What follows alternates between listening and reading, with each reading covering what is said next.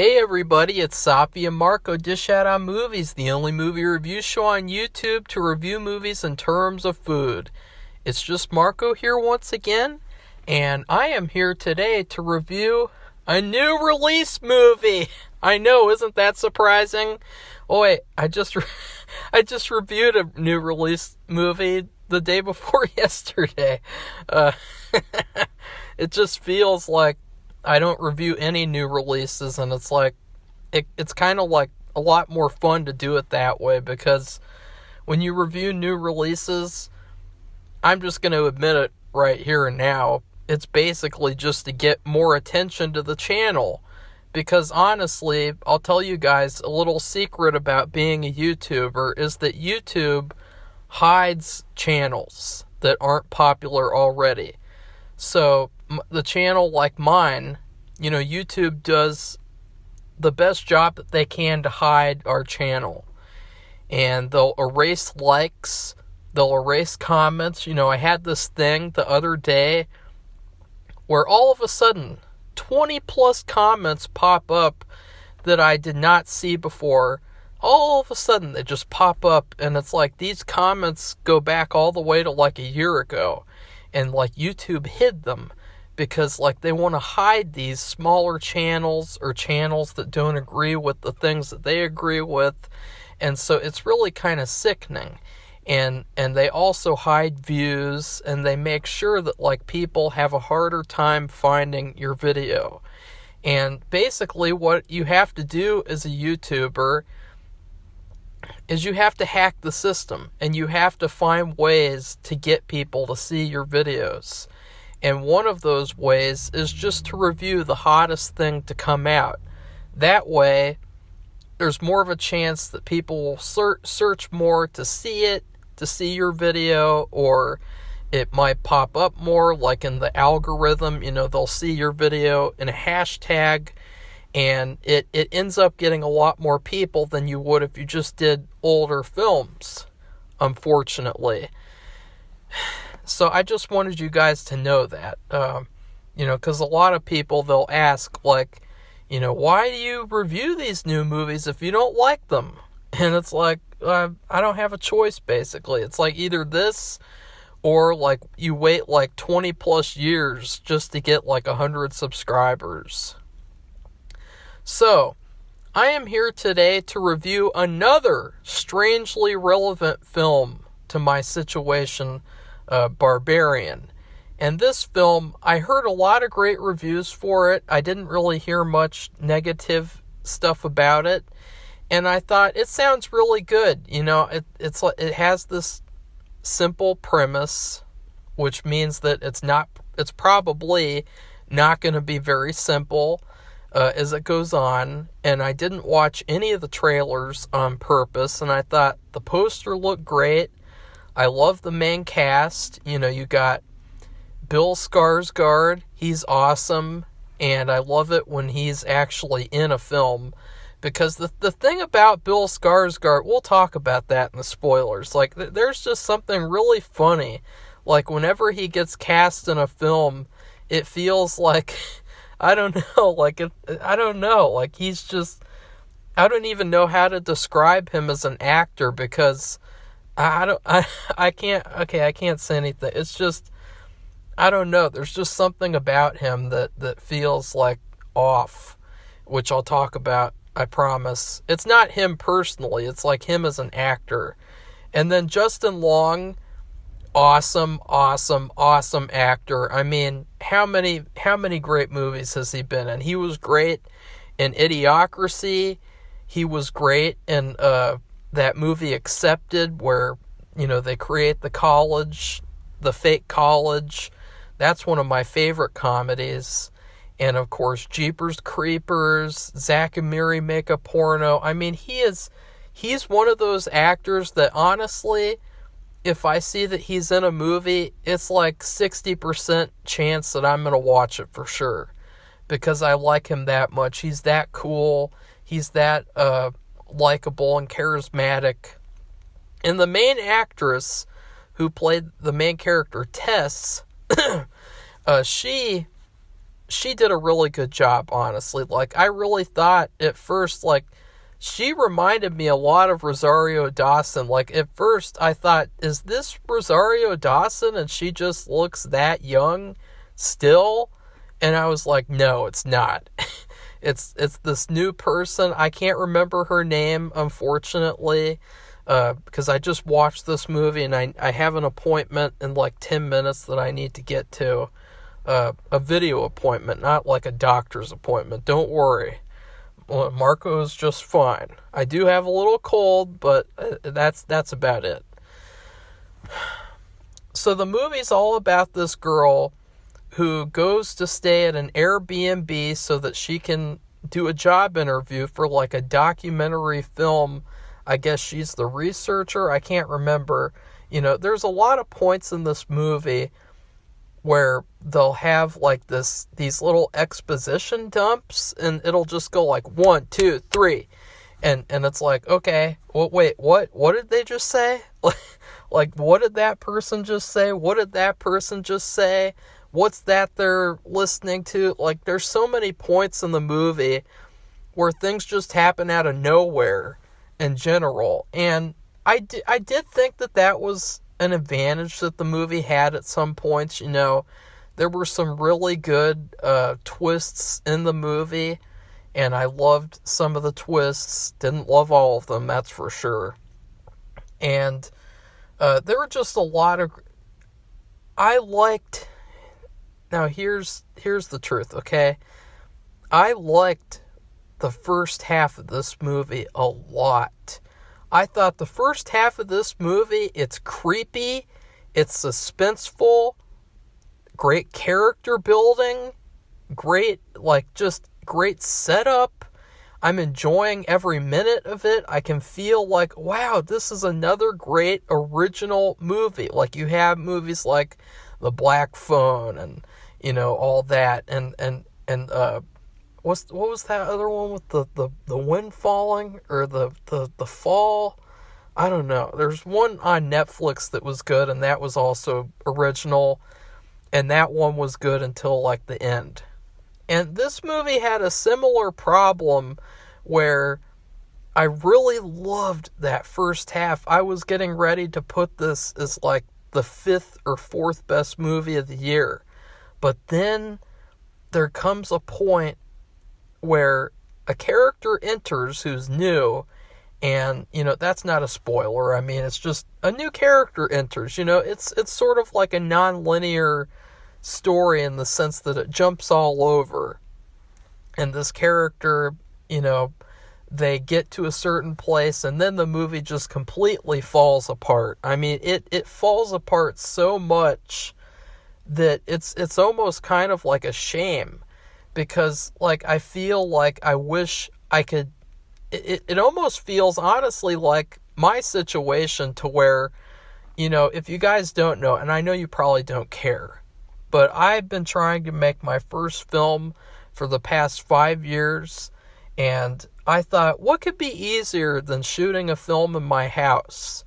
And it's a very unique house. It's a federal-style house that was built in 1864, and so I have shot like 40 to 50% of a movie, and the script is very good. There's not been a single bad review of my script, which for the past 2 scripts, there was always at least one person who didn't like it.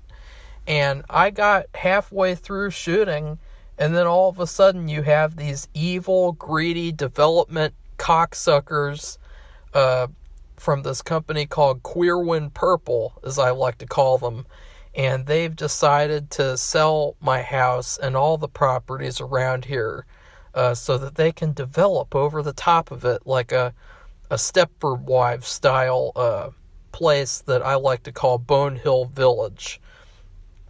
And it feels a lot like, you know, maybe if I don't get to finish all the scenes that I need to shoot here, that maybe the second half will be a lot harder to do, and maybe it won't be as good because I don't have the location. I mean, it's just so simple, too. It's like, it's just a room.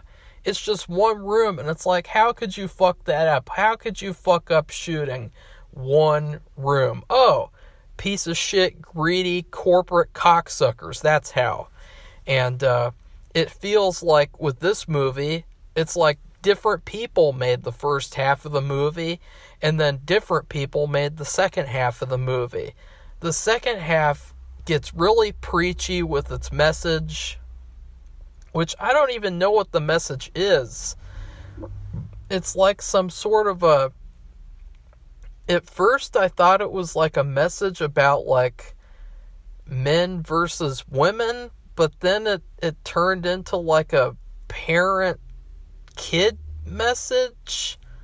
I really didn't understand. You know, it's one of those movies where, you know how they were talking about in that shitty piece of shit Scream 5, they were talking about elevated horror, which is just horror for pretentious douchebags who like to talk about philosophy on a daily basis on fucking Twitter. Like, that's what you call elevated horror. And in elevated horror, you always have, like, a story where they're telling this straightforward story, but then underneath there's, like, these really intelligent points, and it's all about making points. And it's all about the message and, like, what's underneath the story. You know, it's not about the actual story. You know, because it can be about both. Like, if you watch a movie like The Shining, if you watch that movie without knowing anything that's underneath the film of what Stanley Kubrick was intending, you could still love the movie, call it a masterpiece. But then when you find out what's underneath the film, that makes it even better. You can call that version of the story a masterpiece too. And so, whereas with these newer films, the message is a lot more clearer. And it feels like maybe the writers aren't smart enough to hide the message more. Like, maybe they're not... And I'm not trying to call them stupid. I'm just saying that, like, they don't really hide the message anymore. It's like right there in front of you, you know, and they have a lot of stuff in this movie where it's like men bad, women good, men bad, women good. And it's like, just stop. Because, like, this movie, it started off so good. It started off and I was like, damn, like, if this gets better in the second half, this is going to be like one of the best movies of the year. Like, it was that good. And then it just completely fell apart. I didn't understand what was going on. I didn't understand what had happened before the movie, apparently. There was this weird part where another character entered after the third character. And that character, I had no idea who he was. Or anything about his story. I guess I kind of did. I didn't understand at all. And then finally at the end, there's so many plot conveniences and there's so many points where it's almost like they're trying to make it a comedy and they're trying to have these cutesy, funny moments in this story where, you know, this is a very creepy, scary premise in the first half. And then they just make it like a big joke almost. And I don't want to blame Justin Long, because Justin Long, I was into his story for like 20 minutes. And it didn't have, the second half being bad didn't have anything to do with his acting. It just had to do with the writing. And it had to do with like, okay, we're going to tell this story and this story instead of the story that you were expecting. And it's just going to be this weird, it is weird. This movie is weird. It's a weird movie, and it just completely falls apart. And so that's my overall summary. If I had to compare it to any film, it's kind of like Bad Times at the El Royale meets People Under the Stairs, but in a bad way. You know, Bad Times at the El Royale, it was a similar story in that it would introduce these surprise characters and it would have these great twists, But that movie was just so much better. Like, that movie was a masterpiece. It was my favorite movie of 2018. It was one of my favorite movies of the decade, the 2010s decade. And it just did everything that this movie did, but did it better. And then People Under the Stairs had a similar premise where it starts off really serious and creepy and horrifying and just, like, really, really dark movie. But then it turns into a comedy. And you have that guy running around in a gimp costume, and you have that weird music, and you have, like, just, So, I'm going to rate this movie so I can get the spoilers. I would rate this movie,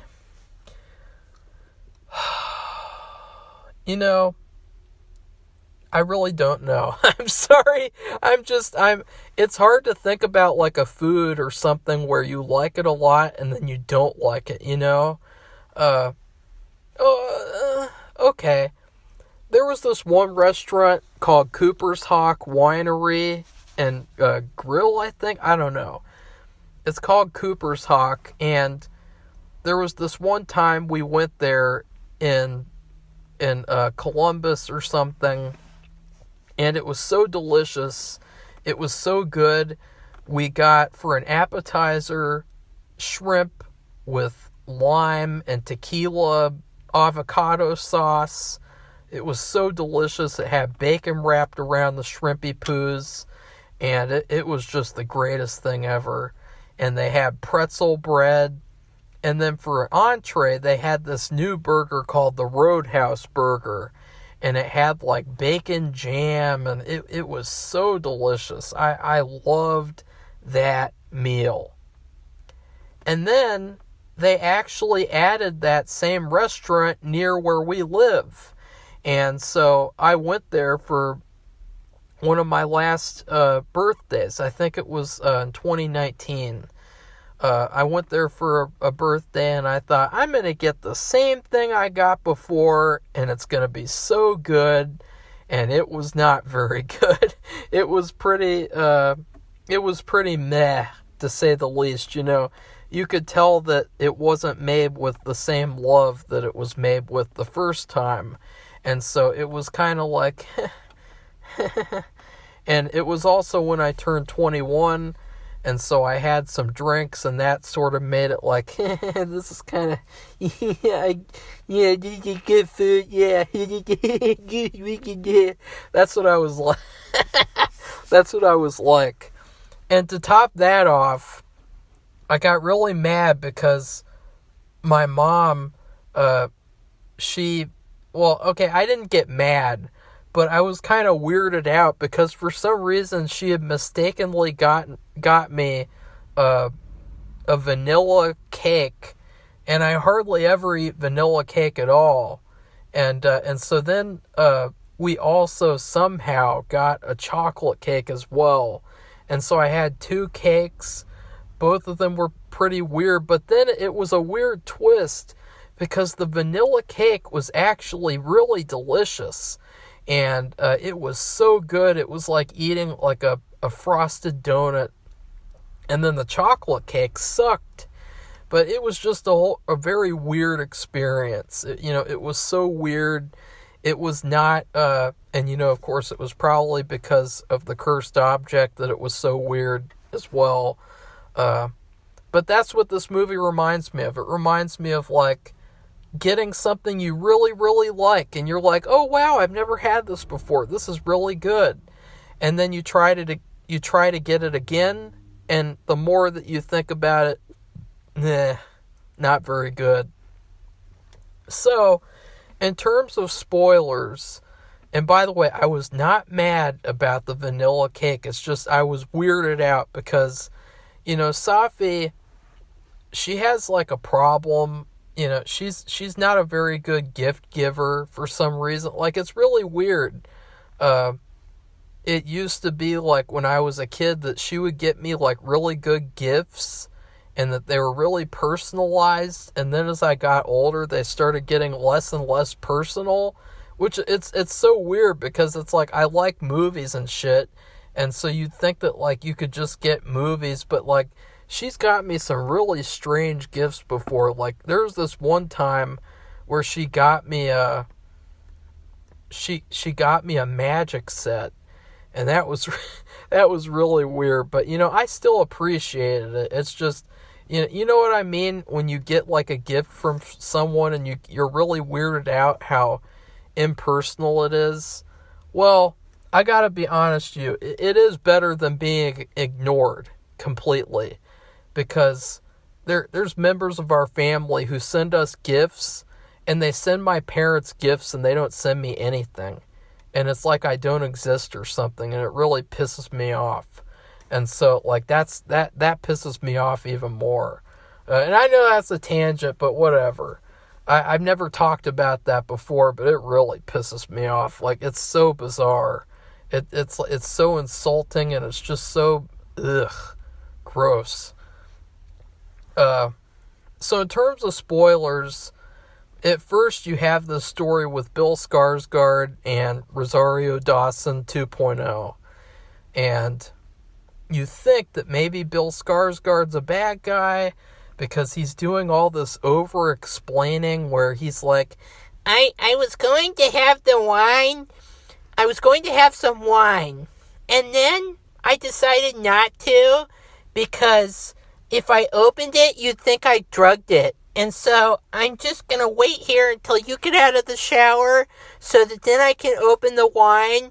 And oh yeah, and the sheets are going to take a long time. You can sleep in the bedroom and I'll sleep on the couch. And he just kept explaining on and on and on and on. And he just kept explaining over and over and over again. It's like, oh, just because he's a guy, it's like he's already assumed to be like a rapist or something. Like, it was really weird the way he was acting, as if like, she's the one who entered his place. Like, she's the one who came there and late, and it's like, oh shit, double booking Airbnb. And he acted almost like, I don't know, it was really weird the way he was acting. He acted like such a little bitch. And, but I liked him. I liked their dynamic a lot. It was kind of like a creepy dynamic to me, because I was like, ew, this guy is a little creepy. The way he's just like over-explaining, and he's just acting like it's weird. It's like a setup or something.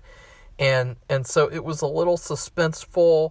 And then there's this part where she gets locked in the basement, and she discovers what looks like a snuff film rape room in the basement, where there's like a video camera too. Very, very creepy. And then he comes down, and there's this whole thing where you think, oh, maybe he's tricking her, maybe he's gonna keep her prisoner or something. And then no, there's a creature further down on in the basement. It's like this weird looking creature, and it kills Bill Skarsgård. And that's the thing that I wanted to mention. It seems like in every Bill Skarsgård movie, he's in it for like 30 minutes, and then all of a sudden he gets killed. Like, I was looking forward to watching that Devil All the Time movie, and he's in that movie, and then 30 minutes in, boom, he's dead. And then 30 minutes into this movie, boom, he's dead. And I liked it in this movie because it was very violent, it was very realistic, and it really was scary. And then, that's when the movie fell apart. It was so creepy up to that point, it was so good, and then they get to this part where Justin Long comes in. And he starts off as a character that, like, I was really kind of excited, because he was a great, like, underdog character. He's one of these people nowadays who gets falsely accused by these biatches in the Me Too movement. And you could see his life just falling apart. In the first half, they had all this BS talk about male privilege or some BS. And you can really see, like, no, there really is no male privilege. I mean, this guy's life is just falling apart right in front of his eyes. And all based on, like, allegations with no evidence or anything. Just allegations made by, like, an actress who wants to get attention. And it felt like, okay, he's going to redeem himself. He's going to come to this property somehow, and he's going to help this girl, and it's going to show that he's a good person, and it's going to say fuck you to that Me Too accuser, attention whore. And they sort of, like, leave it ambiguous to whether he did it or not, to whether he raped her or not. And then he ends up saying that she said no at first, but then he kept on flirting with her, and he kept on, like, advancing, and then she ended up changing her mind, and she got into it, and then they had consensual sex, and then all of a sudden the next day it's like, oh, he raped me, wah. And so it's, like, really weird, because it's like they purposefully left it ambiguous in order to, like, make you think, oh, maybe he is a bad guy, because, there's lots of bad guys out there. And so basically what happens is this house, this Airbnb, it's one of his properties, and he decides to sell these properties in Detroit so that he can get more money to pay for these legal defenses, because he doesn't have, like, hardly any money to pay for them. And he goes to this house, and it was really great at first, because he's like, what the fuck? And he's walking around like, somebody's in here. And he's like, oh my God, I can measure all these underground, like, rooms and count those as the property too, and it'll make the property worth more. And he's got this, like, tape measure, and he's walking around. I thought that was really funny and really great. And then that's when the movie really drops off. That's when he gets taken prisoner by the Barbarian as well. And then that's when the movie, it just becomes like a bunch of nonsense. Like, they introduce this character played by Richard Brake, and he's kind of creepy, and because he's Richard Brake. And he's really nice, though. He liked one of my comments on Instagram once. He's a nice guy, but he can play a creepy role really well. And I was getting excited because I thought, ooh, is he going to be the surprise villain? Is he going to be, like, the guy who takes care of this creature or something? And it's like I don't even know. Like, his character literally just enters and exits the movie. And then there's, like, it's like, oh, she just wants to be these characters' mom. And so she's, like, breastfeeding them, and then, like, there are these tapes with, like, I don't know, girls getting whipped, it sounded like. That, like, these girls getting taken hostage and whipped or something, and like, they don't really explain that. And then there's just so many plot conveniences. It just made me, like, just want to, like, smash my head against the wall like Bill Skarsgard in this movie. And the girl, Rosario Dawson 2.0, escapes.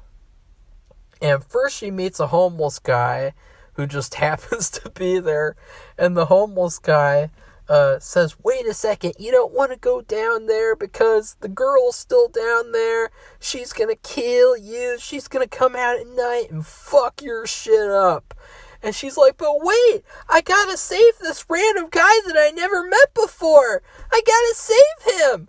And he's like, no, you don't want to do that because, oh wait, maybe you do, because it's a horror movie and you want to make some stupid choices once in a while to further the plot. And she's like, yeah, that's right, so fuck off. I'm gonna go call the cops.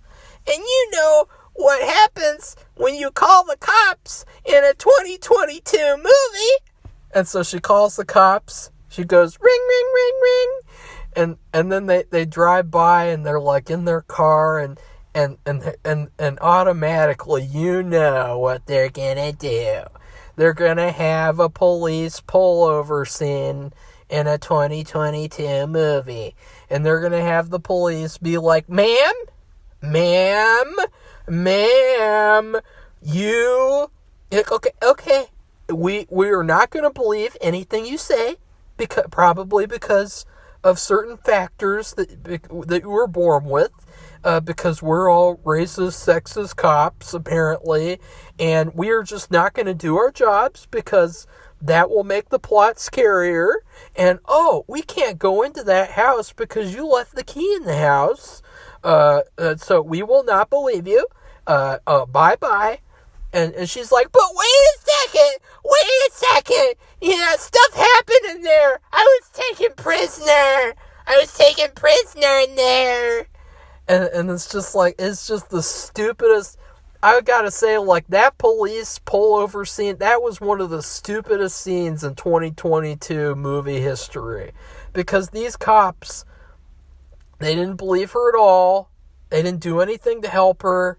And it was just so ridiculous. It's like, this is exactly what people from 2022 think of police officers. And it's like, not all police officers are like that. I don't like police as well. I don't like police brutality, as well. In fact, in 8th grade, before people even started really talking about police brutality, I did a paper on it. And so I don't like it either, but this is just ridiculous. And, even in, like, situations like, I was just thinking about, what else it reminds me of is Resident Evil 7. There's this part where, this guy is in the house and the police come by and this police officer at first thinks, maybe he broke in. But then the police officer, he believes him and he helps him. And it's like, see, like, this is what would happen in real life. The police would help you. They wouldn't just brush you off like this and pretend like nothing's happening because they're so racist and sexist. And so, that was so dumb. Like, I'm just thinking, too, there was that one thing, in Cleveland, Ohio, where that girl was just walking around the street, this neighborhood, and then the police pull by and they see her and they get out, and she said the same things that this woman was saying. She said, I've been taken prisoner in there, and I think she did have pictures, though, which that did make the difference a little bit, but still, like, it was the same type of situation in real life, and the police helped her just fine. Like, the police aren't going to ignore you because you're a woman and you're and you're not white. Like, it's just so unrealistic. It's just such a goofy, like, dumb thing, and it feels like, this is what has to happen because it's 2022. This is what has to happen in a movie. You can't have scenes that make sense when it comes to police officers. It just has to be, where they're very, very angry with you automatically because of factors that you were born with, probably. And so, that was such a stupid fucking scene. And so then she goes back in there all by herself, and I was excited because I thought maybe this movie just took a dip, and maybe it'll get better at the end. No, it gets worse. Like, I don't even know what happens. Like, they chase each other around. Justin Long gets this gun and he shoots something, and then he accidentally shoots Rosario 2.0, and then you think, oh no, he made a mistake and he made it even worse. And then the homeless guy takes them in. He's like, get in here, this little spot outside. It'll protect you. You'll be fine. And at this evil neighborhood where she's going to come and get you. And then the homeless guy gave, like, an exposition dump that, like, you don't even know how he learned this information. He knows that, like, that this guy has been taking women in there, raping them, and impregnating them for years and years, and then he's been impregnating the kids of the women that he raped, and it's just the most absurd thing I've ever fucking heard. And you know what it was ripping off? It was ripping off Home from the X-Files. And so what this movie all turned out to be was a ripoff of a season 4 X-Files episode called Home. And in that movie, it's the same type of thing, but it's just all incest. And it's where you have this family, they take the mom hostage, they rape her, and then they have children, and then I think they rape the children as well or something. And at the end of that, the mom and one of the sons gets away. And it's like, that episode was so good. And it was the same thing. And if you guys watch it, you'll totally see it, that they ripped off this X-Files episode in just a shittier way. And then he's like, that woman, she'll never come in here. She's never come in here before. And then immediately, she comes in, she kills the homeless guy. And then it gets even worse. It gets to the stupidest part of the movie, because Justin Long gives a really good little speech where he says, maybe I did something wrong. Maybe I'm a bad guy. Or maybe I'm a good guy and I just did something wrong. And I can't do anything to change the past. All I can do is try to fix it. And I thought that was a really good acting moment from Justin Long. It was so convincing, and it was so heartfelt, and it was so, it's like, I wish more characters in horror movies were like this, where that, they had genuine character to them. They weren't just these stereotypes like in the shitty Blumhouse Halloween movies, those rip-off movies. And so then Justin Long, he literally pushes Rosario Dawson off into nowhere. I don't know, I don't know. He pushes her over and she falls 10 feet, and he's like, you can slow her down so that I can escape. Bye. And then he goes down there for some reason and he sees that she's still alive. And then he's like, oh shit, sorry. I didn't actually mean to do that. I wasn't trying to kill you. And so then that's the moment where oh, he did rape that girl. He did rape that actress, quote unquote, because, he lied about this. He probably lied about that. And then the Barbarian comes over, kills Justin Long, and then Rosario 2.0 has to kill the Barbarian because the Barbarian wants to take the girl home. Even though she's wounded, she needs medical help. So that's when the movie ends. And I just thought, wow, what a waste of time.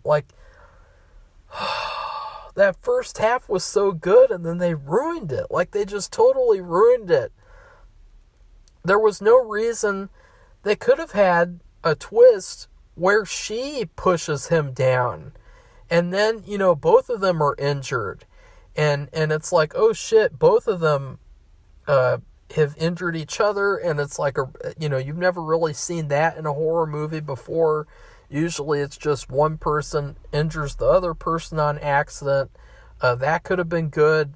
But instead they had to have this anti-man thing at the end. And it was really weird. And then they made the moment where she kills this barbarian creature. They made it an emotional moment because of, being, I guess, in the past being a victim. But now she kills people, I guess. I mean, it doesn't make sense. It just doesn't make sense. In the X-Files, the mom in that was a quote-unquote victim as well, but they still treated her like she was the villain of the episode, and they treated the whole family like they were villains, and it was very terrifying and creepy, and it was so intense, that X-Files episode. So, I liked the first half, didn't like the second half, and next I will be watching The Goonies. So please like this video, comment, tell me what you thought of the movie, and then please subscribe to this channel if you'd like to see more honest movie reviews. Goodbye, everybody. See